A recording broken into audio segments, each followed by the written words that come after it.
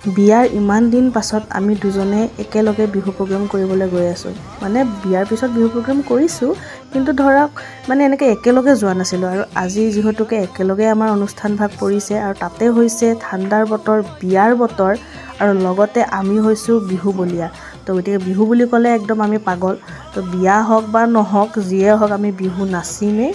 আৰু বহুতে ধৰক কয় যে বিয়াৰ পিছত আৰু এইবিলাক বিহু চিহু নাচি ফুৰিব নালাগে, কিন্তু এইটো ক'তো লিখা থকা নাই যে বিয়া হোৱাৰ পাছত যে বিহু নাচিব নোৱাৰিব বুলি ক'তো লিখা থকা নাই। নিজৰ ইচ্ছা শক্তি মতে কৰিব লাগে।